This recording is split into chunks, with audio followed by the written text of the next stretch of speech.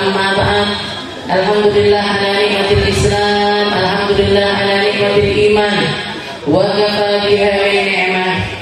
Alhamdulillah, segala puji bagi Allah Subhanahu wa taala yang mendudukkan kita, yang mengumpulkan kita, yang memberi kita fasilitas-fasilitas untuk semakin kenal dan semakin dekat dengan syariat Nabi kita Nabi Muhammad sallallahu alaihi wasallam, lebih kenal dan lebih dekat dengan hikmah-hikmah indah yang Allah Subhanahu wa taala tuangkan di dalam Al-Qur'annya, Allah taala tuangkan di dalam para nabi-nabinya, Allah taala tuangkan di dalam hamba-hamba salehnya, sehingga kita setiap umat di setiap zaman, setiap umat di setiap tempat, setiap umat dimanapun mereka berada, akan Allah Subhanahu wa ta'ala siapkan hamba-hamba yang akan mengenalkan mereka kepada Allah, yang akan mengenalkan mereka kepada Rasulullah, yang akan mengenalkan mereka tentang hakikat kehidupan, tentang seperti apa permulaannya dan akan kemana kita, mau ngapain kita di dunia dan bagaimana kita akan kembalinya. Seperti yang dikatakan oleh para ulama kita, ad-dunya darul amal, sungguh dunia ini adalah tempatnya ngamal, sedangkan akhirat adalah darul jaza. Akhirat adalah setiap tempat untuk setiap pembalasan. Apa yang kita tanamkan di dunia akan kita tuai di akhirat. Apa yang kita bikin di dunia akan kita panen nanti di akhirat. Kalau kita menebarkan kasih, menebarkan sayang, menebarkan kebaikan, keindahan-keindahan juga nantinya yang akan kita panen. Begitu pula sebaliknya, kalau kita hidup di dunia melakukan perkara-perkara yang lalai, perkara-perkara yang melupakan Allah Subhanahu wa ta'ala, gak mau tahu dengan agamanya, gak peduli dengan amaliyah kehidupannya, maka jangan salahkan kalau Allah Subhanahu wa ta'ala juga akan melupakan hamba tersebut. Allah Subhanahu wa ta'ala mengatakan di dalam Al-Quran, al-yawma nansahum kama nasu liqa'a yawmihim hadza. Hari ini, di hari kiamat ini, di hari pembalasan ini, di mana bumi telah aku gulung, langit telah aku hempaskan, aku ganti dengan perkara-perkara akhirat, maka hari ini aku melupakan mereka. Aku tidak mau lagi berkasih kepada mereka, saya tidak kasihan lagi kepada mereka. Kenapa seperti itu? Kama nasu liqa'a yaumihim hadza, karena mereka menghabiskan hidupnya dengan melupakan perkara akhirat. Mereka lupa kalau nanti dibalas di neraka. Mereka lupa kalau setiap amal bakalan ditimbang. Mereka lupa kalau kitab-kitab mereka akan dibagikan. Mereka lupa kalau semuanya harus dipertanggungjawabkan di hadapan Allah Subhanahu wa ta'ala. Maka kita kumpul di sini untuk nginget-nginget akhirat. Kita ngumpul di sini nyari bekal selamat menuju akhirat. Kita ngumpul di sini untuk memberatkan timbangan-timbangan kita serta memantaskan tangan-tangan kanan kita untuk menerima buku catatan amal kita dengan tangan-tangan tersebut. Mugi-mugi semuanya diselamatkan. Mugi-mugi semuanya digampangkan. Mugi-mugi Allah Ta'ala selalu merahmati serta mengasihi kita, sebagaimana Allah Ta'ala gak pernah lupa ngasih kita rezeki, gak pernah lupa untuk nutup aurat kita, gak pernah lupa ngirimkan oksigen detiknya masuk ke dalam paru-paru kita, maka semoga Allah Subhanahu wa ta'ala juga tidak akan melupakan kita di akhirat nanti. Gampangkan kita nutupi aurat kita, nutupi aib-aib kita, nutupi kesalahan-kesalahan kita, nutupi segala macam dosa yang pernah kita lakukan, entah itu di hadapan manusia di mana ada saksi atas perkara-perkara tersebut, atau di waktu sendiriannya kita. Ketika kita sendirian, apa yang kita lihat? Ketika kita sendirian, apa yang kita dengar? Ketika kita sendirian, apa yang kita lakukan? Kita taubati seluruh dosa tersebut, kita tutup rapat-rapat aib tersebut dengan harapan Allah Subhanahu wa ta'ala juga akan menutupi seluruh aib serta kesalahan kita. Dan semoga Allah Subhanahu wa ta'ala bukan cuma menyelamatkan kita, tapi anak cucu kita, orang-orang terkasih kita, tetangga-tetangga kita, para sahabat-sahabat kita, semoga semuanya dirahmati dan dikasihi oleh Allah Subhanahu wa ta'ala. Kenapa kok mintanya dikasihi? Kenapa kok mintanya dirahmati? Karena Allah ta'ala, Bu, kalau sudah sayang sama seseorang, kalau sudah senang sama seseorang, kalau sudah cinta kepada hamba tersebut, Allah ta'ala akan memperlakukannya dengan penuh ketidaktegaan.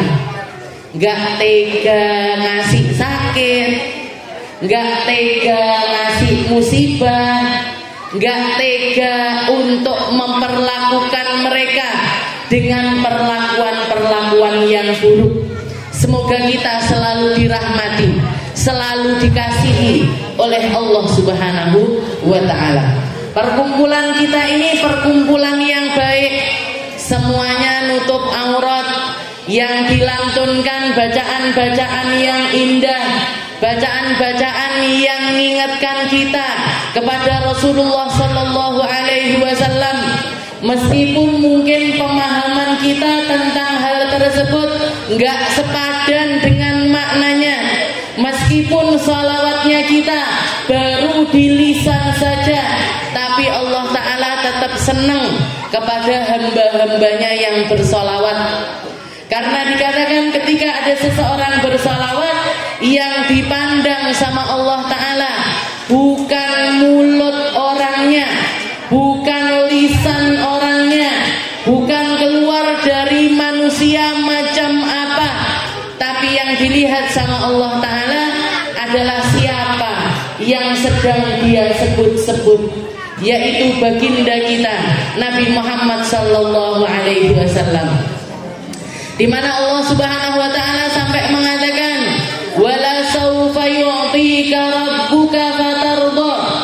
Di dalam cerita yang lain, di dalam kisah yang lain, ketika Rasulullah Sallallahu Alaihi Wasallam enggak berhenti nangis, enggak berhenti berlinang air mata, karena nginget, karena membaca firman Allah Ta'ala yang menceritakan tentang hari pertanggungjawaban Nabi Allah Isa, di mana Nabi Isa dicecer sama Allah Ta'ala dengan pertanyaan yang luar biasa menakutkan. Allah Ta'ala mengatakan, ya Isa bin Maryam, a'anta qulta linnasi ittakhiduni wa ummiya ilahaini min dunillah. Wahai Isa putranya Maryam, benarkah kamu yang pernah mengatakan ketika kamu di dunia, kamu bilang kepada umatmu untuk sembahlah aku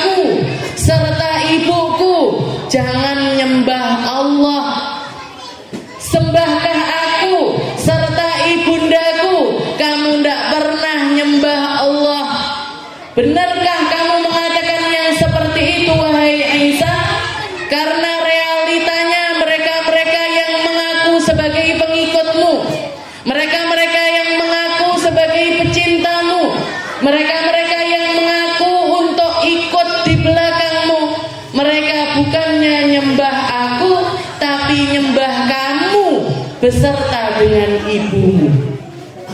Maka dikatakan Nabi Allah Isa terdiam. Durasi diamnya Nabi Isa untuk kemudian mampu untuk menjawab pertanyaan dari Allah Subhanahu wa Ta'ala, dikatakan oleh para ulama beliau terdiam selama 1 tahun penuh, nggak bisa ngomong. Kalau bahasanya orang kita speechless, tahu Bu speechless? Kayaknya nggak tahu ibu-ibu. Saya ngarep tok, saya ngerti. Apakah speechless? Pakai bahasa Jawa kita ngertinya.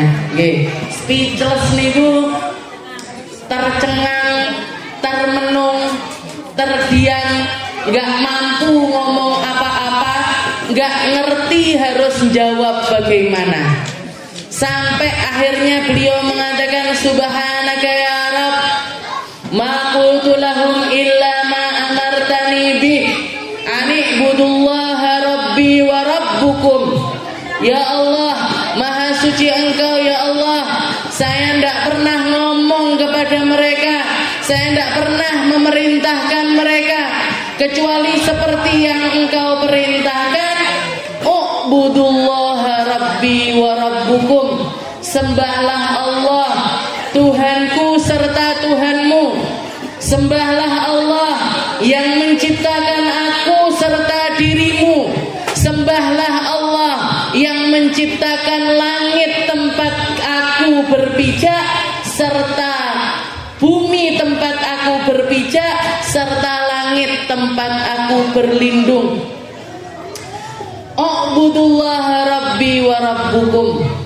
Ketika ayat ini dilantunkan, ketika ayat ini dibaca sama Nabi Muhammad sallallahu alaihi wasallam, terutama ketika Nabi Allah Isa pada akhirnya mengatakan kepada Allah Ta'ala, in tu'adzibhum fa innahum ibaduk wa in taghfir lahum fa innaka antal azizul hakim.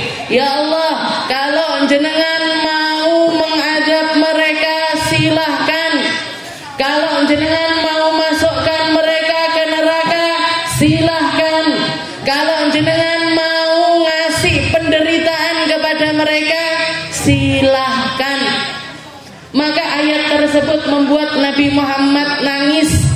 Beliau merasa, apakah saya bisa untuk tidak berkata-kata seperti perkataannya Nabi Allah Isa? Apakah saya akan disabarkan oleh Allah Ta'ala sehingga lafaz tersebut tidak akan keluar dari lisanku? Saya tidak akan pernah tega ngomong di hadapan Allah, ya Allah, ini umatku, saya sudah nyampaikan risalahmu, Al-Quran sudah aku sampaikan secara sempurna kepada mereka, aturan syariat sudah saya contohkan secara sempurna, tapi mereka tetap bermaksiat, mereka tetap menyekutukan Engkau, mereka tetap menduakan dirimu, mereka tetap minum khamar, berzina, berjudi, melakukan dosa-dosa besar yang lainnya. Seumpama Nabi Muhammad tidak sabar, seumpama Nabi Muhammad di akhirat nanti mengatakan, in tu'adzibhum fa innahum ibaduk, ya Allah, mereka ini hambamu, mau jenengan masukkan neraka monggo, mau jenengan masukkan surga silahkan, mau jenengan kasih azab silahkan, mau jenengan kasih kenikmatan silahkan. Ayat tersebut bikin Nabi Muhammad nangis semalam suntuk, tidak mampu lepas matanya dari derayan air mata. Dirayu Sayyidina Abu Bakar, tidak berhenti. Dirayu Sayyidina Umar, tidak berhenti. Sampai Allah Subhanahu wa Ta'ala mengutuskan malaikat Jibril mengatakan kepada Nabi Muhammad, ya Muhammad, inna sanurdika fi ummatik. Wahai Muhammad, umatmu tidak akan pernah mengecewakan dirimu. Saya akan selalu bikin umatmu selalu ada di antara mereka yang mengikuti jalanmu. Saya akan bikin kelompok-kelompok di antara mereka akan lurus, patuh, serta taat selalu kepada Allah Subhanahu wa ta'ala. Maka ketika kita berkumpul di perkumpulan yang semacam ini, ketika kita diizinkan untuk mendengarkan firman-firman Allah, hati kita dipersilahkan, disiapkan sama Allah Ta'ala untuk nerima hikmah-hikmahnya para nabi-nabinya Allah. Maka itu bukan kita yang istimewa, Bu, tapi karena Allah Ta'ala menjadikan kita sebagai wasilah untuk menyenangkan hatinya Nabi Muhammad sallallahu alaihi wasallam.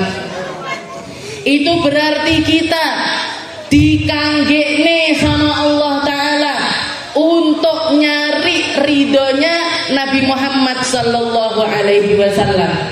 Kalau ngomong pantes-pantesan, yang lebih pantes dari kita banyak. Kalau ngomong tentang keilmuan, yang punya ilmu lebih banyak dari kita banyak. Kalau ngomong tentang nasab, yang lebih besar, lebih tinggi derajat nasabnya dari kita banyak. Tapi dengan segala kekurangan kita, dengan segala macam dosa yang hari-hari kita lakukan, dengan segala macam maksiat yang masih menghiasi lisan kita, mata kita, telinga kita, tangan serta kaki kita, ternyata Allah Ta'ala masih mengizinkan kita untuk la ilaha illallah, masih mengizinkan kita untuk mengucap Muhammadur Rasulullah, mengizinkan kita sholat, mengizinkan kita puasa, mengizinkan kita bermajlis, mengizinkan kita untuk hadir di tempat-tempat kebaikan. Apa? Kenapa? Seperti apa keadaannya? Karena kita dimasukkan sama Allah Ta'ala sebagai kelompok-kelompok yang dipersiapkan untuk menyenangkan hatinya Nabi Muhammad sallallahu alaihi wasallam. Di setiap tempat dicepakne sama Allah Ta'ala, di setiap zaman disiapkan sama Allah Ta'ala kelompok-kelompok yang semacam kita. Makanya majelis yang semacam ini harus kita langgengkan, harus kita cicipkan, harus kita tular-tularkan. Biar apa? Biar semakin banyak orang-orang yang menjadi tempat ridhonya Nabi Muhammad sallallahu alaihi wasallam. Kita lanjutkan pembahasan kita masih di dalam kitab Aqidatul Awam, tempat membahas tentang akidahnya orang awam, akidahnya orang-orang Ahlus Sunnah wal Jamaah. Mereka-mereka yang mengaku berdiri di atas sunnah serta berdiri di atas jamaah demi jamaah. Maksudnya apa Ahlus Sunnah wal Jamaah? Yang jadi patokan akidahnya Al-Quran, hadisnya Nabi Muhammad sallallahu alaihi wasallam, ijma'nya para ulama, serta kias terhadap Al-Quran, sunnah serta ijma' tersebut. Itu yang dinamakan dengan Ahlus Sunnah wal Jamaah. Apa ini wal Jamaah? Mereka akidah yang dianut minal jamaah ilal jamaah, minal jamaah ilal jamaah, yang akidah yang dipakai sama leluhur kita. Leluhur kita ngambil dari leluhurnya, leluhurnya ngambil lagi dari leluhurnya, terus nyambung sampai kepada Nabi Muhammad sallallahu alaihi wasallam. Jadi akidah yang dianut sama para sahabatnya Nabi, para keluarganya Nabi, orang-orang yang sezaman sama Nabi, diturunkan kepada zaman setelahnya yaitu tabi'in, setelahnya lagi yaitu tabi'it tabi'in, setelahnya lagi yaitu tabi'it tabi'it tabi'in ila yaumina hadza. Makanya kalau kita mau tahu saya ini ahlu sunnah wal jamaah beneran apa enggak, jenengan lihat nggih, ulama guru saya akidahnya sama apa enggak sama saya? Oh sama. Kakeknya lagi sama enggak ya sama saya? Oh sama. Yang kakeknya lagi sama enggak ya sama saya? Oh sama.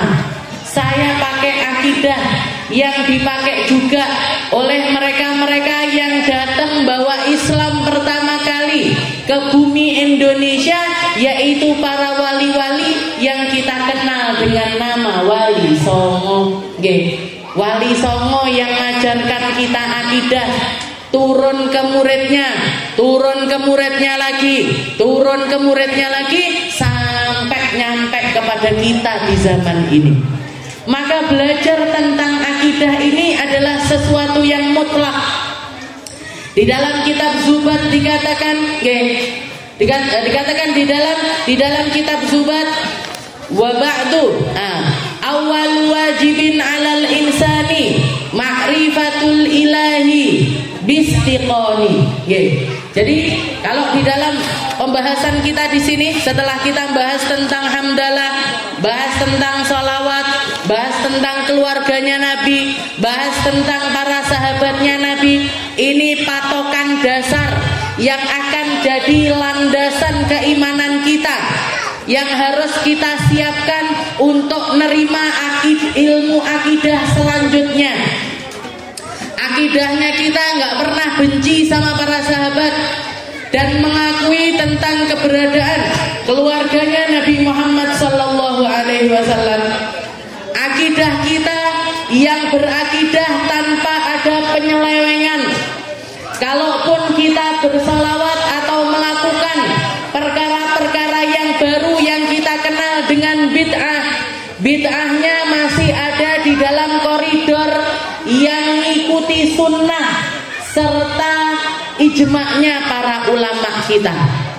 Kayak kita misalkan punya ritual namanya tahlilan, punya ritual namanya yasinan. Yasinan ini sing diwaca apa to Bu? Yo yasin Ustazah. Habis baca yasin ngapain? Baca doa. Habis baca doa ngapain? Metu berkatane. Habis keluar berkatannya ngapain? Bubar, gitu. Kita lihat dari sekian banyak ritual istilahnya, dari sekian banyak hal yang dilakukan di dalam forum yasinan tersebut, ada enggak kira-kira yang keluar dari koridor syariat? Yasine dirubah napa mboten? Yo tetap yasin. Enggak, aku enggak melek maca yasin tapi enggak melek yasin. Terus gimana? Saya pengen bacanya yasa misalkan. Yasin, kan lafaz hurufnya kan ya sama sin. Yang dicontohkan sama Nabi Muhammad bacanya yasin, ya-nya mat tabi'i 2 harokat, sinnya mat arid lis sukun, boleh 2 ketukan, boleh 4 ketukan, boleh 6 ketukan, boleh 1 harokat, boleh 2 harokat, boleh 3 harokat. Saya bahas tajwid malian nih. Jadi yasin, Nabi Muhammad nyontohkan bacanya yasin. Saya pengen baca yasin tapi pakai cara saya sendiri. Gimana? Ya sa, ya sa, ya sa. Nah, ini namanya bid'ah Bu. Niki bid'ah sing nggak bener ini gini. Bid'ah yang nggak bener ini yang semacam ini, ngerubah sesuatu yang diajarkan sama Nabi Muhammad Sallallahu Alaihi Wasallam. Tapi ada ustazah namanya bukan yasinan, tapi baca Yasin Fadilah. Tahu jenengan Yasin Fadilah? Sebagian mungkin orang-orang NU zaman dulu ngerti.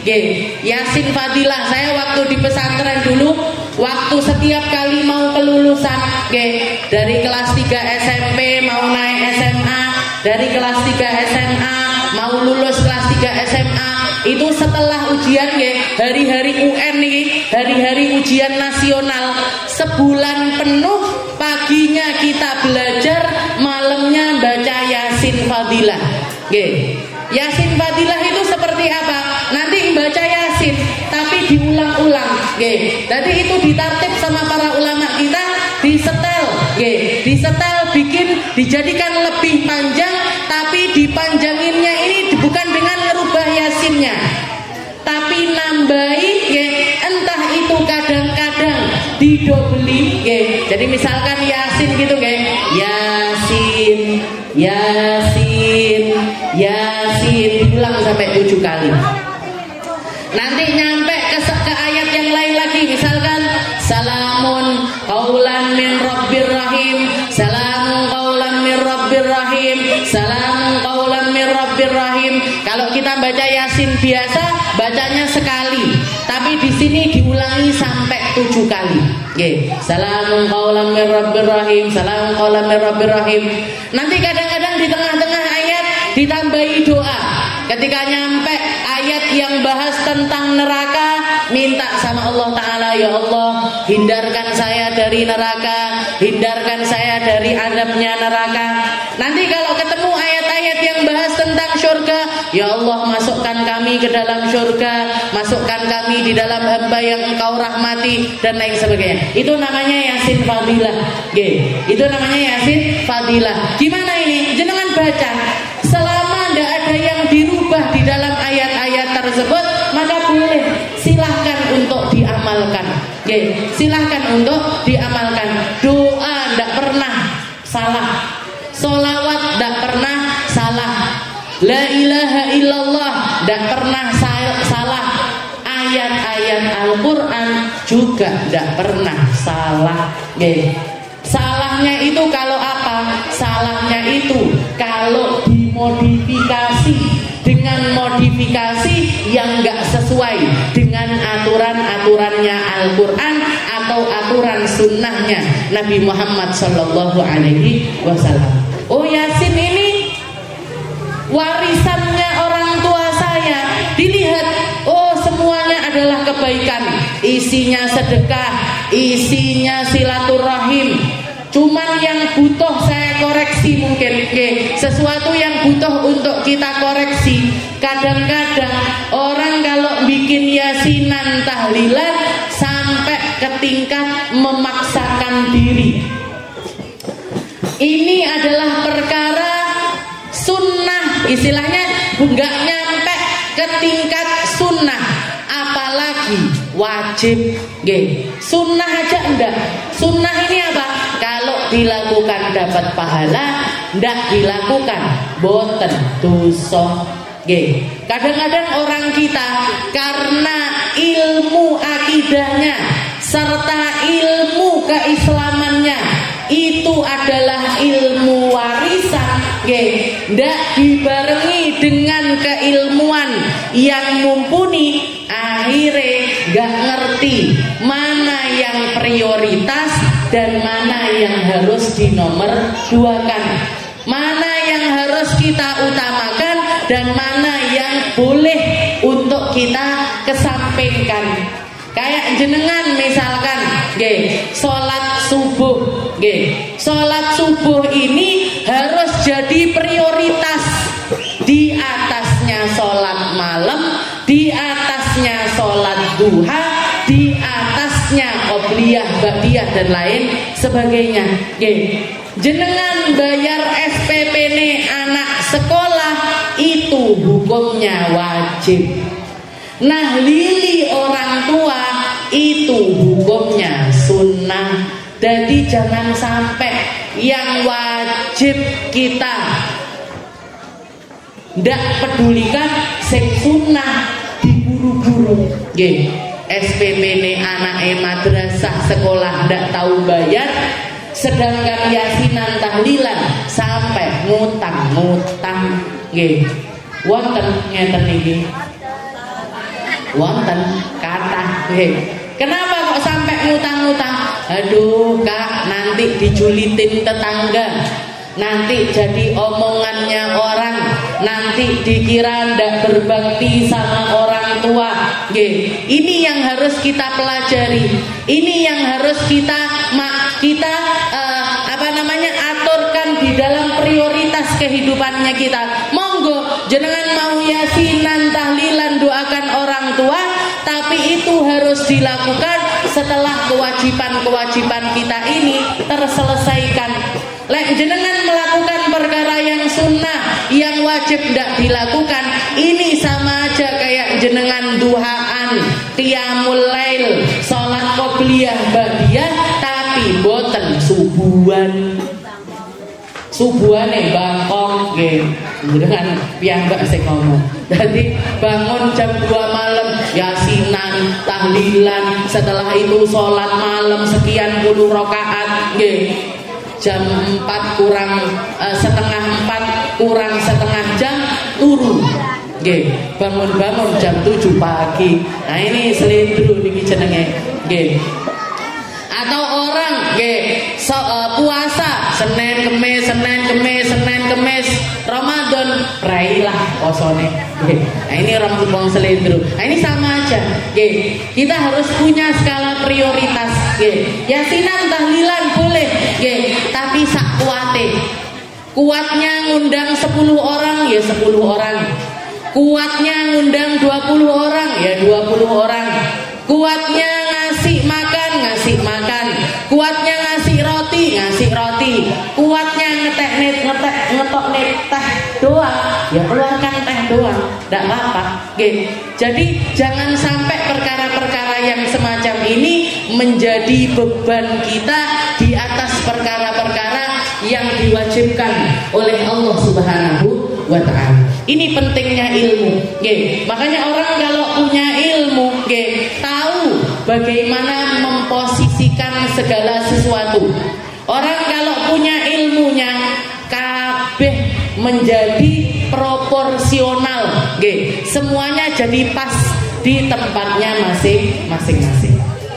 Itu akidah landasannya kita, yang diajarkan di dalam pembukaan. Ini masih pembukaan, masih pembukaannya kitab Aqidatul Awwam sampai kepada lafaz yang dikatakan oleh muallif, tsumma shalatu wassalamu sarmada ala nabi khairi man qad wahada wa alihi wa sahbihi wa man tabi' sabila dinil haqqi ghaira mubtadi'. Saya salawat salam selalu kepada Nabi Muhammad, kepada keluarganya Nabi, kepada para sahabatnya Nabi, serta kepada siapapun yang ikuti jalan mereka selama mereka tidak melakukan kebid'ahan, selama mereka tidak mengada-ada di dalam aturan-aturan agama. Ngada-ngada di dalam aturan agama ini gimana? Seperti yang bulan lalu saya contohkan, ditanya, Pak, madhabnya apa? Madhab saya Bung Karno. Nah ini bid'ah ini. Tidak ada sepanjang zaman minal jamaah ilal jamaah dari umat Islam, dari sekian banyak jamaah ini yang ngaku bermadhab dengan madhabnya Soekarno. Eneke madhabe sinten? Madhabnya Imam Syafi'i. Siapa lagi? Madhabnya Imam Maliki. Siapa lagi? Madhabnya Imam Hanafi serta Imam Hambali. Kalau di dalam akidah kita bermadhabnya sama siapa? Bermadhab kepada Imam Al-Maturidi atau Imam Al-Asy'ari. Makanya kita itu disebutnya di dalam akidah ngikuti Asy'ariyah, di dalam fikih ngikuti Syafi'iyah. Jadi Asy-Syafi'i madhhabah, madhab kita di dalam ritual fikih, di dalam ritual ibadah kita serta muamalah kita ngikuti aturannya Imam Syafi'i. Sedangkan di dalam akidah kita pakai Imam Asy'ari. Nggih, pakai madhabnya Imam Al-Asy'ari. Setelah itu beliau mengatakan di sini qalan nadim wa ba'du fa'lam bi wujubil ma'rifah mi wajibil lillahi 'ishrina sifah. Ketemu napa mboten di kitabnya jenengan? Nggih. Ketemu nggih? Wa ba'du fa'lam bi wujubil ma'rifah. Imam Al-Marzuki mengatakan, setelah kita ngerti aturan awal sebelum kita memasukkan akidah tentang pengenalan kita kepada Allah Subhanahu wa taala, beliau mengatakan wa ba'du. Wa ba'du ini adalah lafaz tafsil, lafaz pemisah dari pembukaan menuju inti permasalahan, dari muqaddimah menuju inti pembahasan. Kita ini yang mau dipelajari tentang akidah. Sini tak kasih tahu seperti apa akidah itu. Beliau mengatakan wa ba'du, dan setelahnya, setelah hamdalah, setelah salawat kepada orang-orang yang mulia, fa'lam, ketahuilah, ya. Saya tidak bisa terjemahkan seperti terjemahan pegonnya di situ yang pakai bahasa Jawa, ya. Saya akan artikan tetap pakai bahasa Indonesia. Jenengan ngerti toh Bu bahasa Indonesia? Wa ba'du fa'lam, dan setelahnya ketahuilah. Siapa yang harus tahu kita? Setiap hamba-hamba yang mengaku sebagai orang muslim. Wa ba'du fa'lam biwujubil ma'rifah miwajibil lillahi 'ishrina sifah.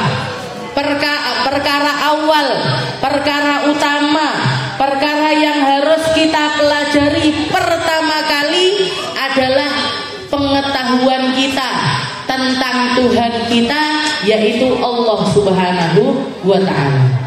Makanya aturannya syariat, sunnahnya yang diajarkan sama Nabi Muhammad, begitu ada bayi yang dilahirkan, yang pertama kali diperdengarkan ke telinga-telinga mereka, karena telinga ini adalah organ pertama yang difungsikan sama Allah Ta'ala sebelum lisannya, sebelum matanya. Cara koneksi bayi tersebut dengan alam setelah alam rahim masuk ke alam dunia, yang diaktifkan sama Allah Ta'ala adalah telinga mereka. Apa yang pertama kali diperdengarkan ke telinga kita? Jenengan bar dilahirne diapa nih Bu? Diadani, gitu. Apa langsung dikasih lagu dangdut? Apa langsung dikasih cerita-cerita novel? Apa langsung didongengi tentang Cinderella? Napa sing dimasukkan ke telinga kita? Allahu Akbar, Allahu Akbar. Allah yang pertama kali diperdengarkan, yang pertama kali difahamkan, yang pertama kali dingertikan untuk masuk lewat telinga kita biar rasuk sampai ke dalam hati kita adalah pengenalan kita kepada Allah Subhanahu wa ta'ala. Makanya dikatakan di sini wa ba'du fa'lam biwujubil ma'rifah. Yang pertama kali kita harus ngerti, kita harus kenal siapa Tuhan kita. Dan pengenalan itu kalau dirumuskan sama para ulama kita, miwajibil lillahi 'ishrina sifat. Kamu kalau kenal sama 20 sifatnya Allah Ta'ala, insya Allah wes kenal tenanan. Kalau kamu paham dengan 20 sifatnya Allah Ta'ala, kamu adalah hamba yang berakidah beneran. Kalau kamu ngerti dengan 20 sifatnya Allah Ta'ala, imanmu ndak akan tergoyahkan. Wa ba'du fa'lam biwujubil ma'rifah miwajibil lillahi 'ishrina sifah. Makanya para ulama mengatakan ilmu akidah, ilmu tauhid, ilmu Tuhan kita, yaitu Allah Subhanahu wa Ta'ala, itu ilmu yang mutlak harus dipelajari, tidak boleh dilakukan secara taklidi, tidak boleh dilakukan secara ikut-ikutan, tidak boleh dilakukan secara melok-melok. Kalau hubungannya dengan ibadah kita melakukannya dengan ikut-ikutan, masih dianggap sah sama Allah Subhanahu wa Ta'ala. Kayak gimana misalkan, jenengan ndak pernah madrasah misalkan, jenengan ndak pernah pesantren, jenengan ndak pernah belajar ilmu fikih, jenengan ndak pernah belajar duduk ngaji tentang aturan-aturan caranya wudu, caranya sholat, caranya puasa dan lain sebagainya, ndak pernah ngaji tentang bab yang membahas tentang itu, tapi jenengan cuma ngelihat, oh bapak saya sholat begini, saya juga sholat seperti itu. Oh bapak saya puasa seperti ini, saya juga akan puasa seperti itu. Ditekoi sholati opo? Opo yo sholati? Yo pokoknya ngono sholat. Takbir, Fatihah, ruku, sujud, i'tidal dan lain sebagainya. Tapi kalau ditanya definisinya sholat itu apa? Nggak ngerti. Rukunnya sholat itu apa? Nggak ngerti. Sunnahnya sholat itu apa? Nggak ngerti. Maknanya sholat itu Fatihah, maknanya Fatihah itu apa? Nggak ngerti. Ini namanya kita sholat taklidian, melok-melok, ngikuti arus. Wong sholat yo sholat, tapi ojo sampai wong ndak sholat melok ndak sholat. Jadi orang puasa ikuti caranya orang puasa, zakat ngikuti caranya orang zakat, haji ngikuti caranya orang haji, ndak pakai ilmu, ndak pakai ilmu. Katanya para ulama, ibadahnya orang yang fikihnya secara taklidian itu masih dianggap sah di dalam syariat kita. Sah, jenengan sholat seperti itu ndak iso beda nih. Pokoknya semua mulai dari iftitah, Fatihah, setelah itu surat, ruku, i'tidal, sujud, kabeh hukume koyoke wajib kabeh. Disuruh merinci mana yang wajib, mana yang sunnah ndak ngerti. Gimana hukumnya? Sah. Sholatnya sah, wudunya sah, ibadahnya tetap sah. Tapi kalau di dalam akidah ndak bisa tuh. Jenengan melok-melok kok nggak bisa. Ditanya la ilaha illallah itu apa? Nggak ngerti. Pokoknya la ilaha illallah. Wong-wong tahlilan pokoknya saya melok tahlilan. Orang-orang yasinan pokoknya saya ikut yasinan. Tapi nggak ngerti. Nggak ngerti dengan poin-poin akidahnya itu Tuhanmu Allah Ta'ala ini seperti apa? Nggak ngerti. Bagaimana? Nggak ngerti. Kita harus menganggapnya dengan cara bagaimana? Nggak ngerti. Makanya dikatakan ilmu akidah itu satu-satunya ilmu yang harus dipelajari secara individual. Bojone jenengan kudu belajar dhewe. Jenengan harus belajar sendiri, anak-anaknya jenengan harus belajar sendiri, cucu-cucunya jenengan harus belajar sendiri. Ndak bisa diwakilkan. Wes ibu ae sing teko pengajian, sampean ning omah ae. Ndak bisa, Bu. Ilmu akidah ini per individu harus ngerti siapa Tuhan kita.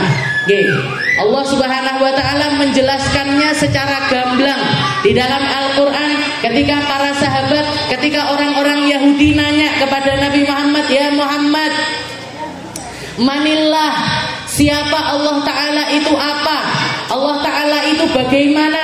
Kalau kami yang punya Tuhan sekian banyak saja, doa-doa kami masih belum terpenuhi semuanya, maka kamu yang menganggap Tuhan satu, itu Tuhanmu itu Tuhan yang bagaimana? Maka turun firman-Nya Allah Ta'ala yang dikatakan oleh Nabi Muhammad, Qul huwallahu ahad, thuluthul Quran. Qul huwallahu ahad itu mencakup makna sepertiga dari Al-Quran. Kenapa? Karena sepertiga dari Al-Quran, sepertiga dari ilmunya Al-Quran adalah menanamkan di dalam hati kita, nanamkan di dalam ruh kita tentang makna siapa Tuhan kita. Allah Ta'ala mengatakan, Qul, katakan wahai Muhammad, ajarin kepada umatmu, fahamkan kepada umatmu, huwallahu ahad, dia adalah Allah yang Maha Esa. Allahus Somad, Allah yang punya sifat as-somad, tempat bergantungnya semua makhluk. Manusia butuh Allah, hewan butuh Allah, langit bumi butuh Allah, malaikat butuh Allah, bahkan setan sekalipun butuh sama Allah, sedangkan Allah tidak butuh dengan apapun juga. Ini makna as-somad. Qul huwallahu ahad, Allahus samad, lam yalid wa lam yulad wa lam yakul lahu kufuwan ahad. Kalau kamu nyari tahu tentang sifatnya Allah, Allah itu ndak beranak, juga ndak diperanakan, dan Allah Ta'ala nggak punya sekutu sama sekali. Laisa kamitslihi syai'un, gak ada yang setara atau yang semisal atau yang semirip dengan Allah Subhanahu wa Ta'ala. Ini pemahaman yang kita harus ngerti satu persatu. Makanya ayat-ayat Allah Ta'ala banyak yang membahas tentang ilmu tauhid. Kisah-kisah tentang para nabi-nabi terdahulu juga membahas tentang tauhid. Ketika Nabi Allah Ibrahim berdebat dengan rajanya, Raja Namrud, Allah Ta'ala mengabadikannya di dalam Al-Quran. Alam tara ilal ladzi hajja Ibrahim fi rabbih. Ketahuilah wahai Muhammad, ajarkan kepada umatmu sebagai ilmu tauhid untuk mereka. Ketika Nabi Ibrahim debat sama rajanya, innallaha, sesungguhnya Tuhanku adalah Tuhan yang mematikan manusia serta menghidupkan manusia. Kata raja tersebut dijawab, fa'ana uhi wa umit. Kalau Tuhanmu itu kemampuannya menghidupkan manusia serta mematikan manusia, saya juga bisa. Kata raja tersebut, saya juga bisa. Tinggal datangkan dua narapidana yang telah divonis mati, yang satu saya selamatkan, yang satu saya matikan, yang satu saya cabut tuntutannya, yang satu saya penggal kepalanya, yang ini tak hidupkan, yang ini tak matikan. Diwalik sama Nabi Allah Ibrahim, innallaha, sesungguhnya Tuhanku Allah Ta'ala yang menerbitkan matahari dari arah timur, menenggelamkannya dari arah barat. Maka sekarang kalau kamu memang seorang Tuhan, kalau kamu ngaku sebagai Tuhan, jajal, terbitkan dari arah barat, tenggelamkan dari arah timur. Fabuhitalladzi kafar, menang cep ndak iso ngomong, diam sekut ndak bisa jawab hujahnya Nabi Allah Ibrahim. Debat yang diajukan sama Nabi Allah Ibrahim. Ini sifatnya Tuhan kita, yang menciptakan langit, yang menciptakan bumi, yang gerakkan tangan kita, yang diamkan kaki kita, yang ngedipkan mata kita, yang ngasih telinga kita untuk masih bisa mendengar. Semuanya adalah anugerah dari Allah Subhanahu wa Ta'ala. Wa ba'du fa'lam biwujubil ma'rifah mewajibil lillahi ishrina sifat. Minimal, atau bukan minimal, poin utama dari akidah seseorang, istilahnya ngeten, belajar ilmu 20 sifat itu menjadi sesuatu yang awal dari kewajibannya kita sebelum kewajiban yang lainnya. Sebelum kita diwajibkan sholat, sebelum kita diwajibkan puasa, sebelum kita diwajibkan untuk umroh ataupun haji, serta berzakat, serta amaliyah-amaliyah yang lainnya, yang harus jadi kewajiban utama kita adalah nyari tahu tentang 20 sifatnya Allah Ta'ala. 20 sifat wajibnya Allah, 20 sifat mustahilnya Allah Ta'ala serta sifat jaiz dari Allah Ta'ala, ini menjadi ilmu wajib yang setiap dari jenengan harus memahaminya, harus mengerti tentangnya, harus meyakini tentang hal tersebut. Karena kalau kita, akidah kita hanya sekedar ngikut-ngikut saja, wong-wong tahlilan saya tahlilan, yasinan saya yasinan, dibaan saya dibaan, manakipan saya manakipan, salawatan saya salawatan, ini apa ndak benar? Benar. Tapi sebelum kebenaran itu semuanya, ada kebenaran utama yang harus ada di dalam ruh-ruh kita, yaitu ilmu akidah. Di sini kita belajar tentang 20 sifat wajibnya Allah, tentang 20 sifat mustahilnya Allah, serta sifat jaiz bagi Allah Ta'ala. Semuanya dibahas di dalam kitab Aqidatul Awam. Mugi-mugi semuanya dikasih tambahan iman sama Allah Ta'ala, ditambah Islamnya sama Allah Ta'ala, dimudahkan untuk ngerti akidahnya kita secara benar, akidah yang diturunkan sama ulama-ulama kita, dari ulama-ulama sebelumnya sampai ke ulama-ulama sebelumnya, sampai kepada para sahabat serta para orang-orang yang sezaman dengan Nabi Muhammad SAW. Akidah yang tidak terselewengkan, akidah yang tidak tergoyahkan, akidah yang tidak nyelentang kanan ataupun nyelentang kiri, akidah yang selalu akan dijaga kelurusannya oleh Allah Ta'ala, dijaga kebenarannya oleh Allah Ta'ala, dijaga kemurniannya oleh Allah Ta'ala. Sebagaimana Allah Ta'ala selalu memurnikan Al-Quran, Allah Ta'ala juga selalu memurnikan akidahnya. Sebagaimana Allah Ta'ala selalu mendatangkan kepada kita lewat lisannya Nabi Muhammad perkara-perkara yang murni kebaikannya, Allah Ta'ala juga selalu menjaga umat ini tentang kemurnian akidah mereka. Yang perlu kita lakukan adalah memasukkannya masing-masing ke dalam hati kita. Yang perlu kita lakukan adalah memahaminya sefaham-fahamnya untuk diri kita secara pribadi, serta meyakininya sekuat-kuatnya agar iman kita sekokoh imannya para sahabat, agar Islam kita sekokoh Islamnya para orang-orang yang sezaman dengan Nabi kita Nabi Muhammad SAW. Mugi-mugi diberkahi sama Allah Ta'ala, mugi-mugi dipanjangkan semuanya umurnya sama Allah Ta'ala, umur yang barokah, umur yang penuh dengan ketaatan, umur yang ngerti bagaimana mengelola umur tersebut untuk menciptakan kebahagiaan di sisi Allah Subhanahu wa Ta'ala. Mugi-mugi Allah Ta'ala jaga akidah kita, jaga Islam kita, jaga iman kita, bukan cuma kita tapi anak cucu kita, keluarga kita, orang-orang yang kita cintai, semuanya masuk di dalam golongan orang-orang yang berakidah dengan akidah Ahlus Sunnah wal Jamaah. Ala hadhihi niyyah wa ala niyatin salihah wa ila hadratin Nabi Muhammad sallallahu alaihi wasallam bisirril Fatihah.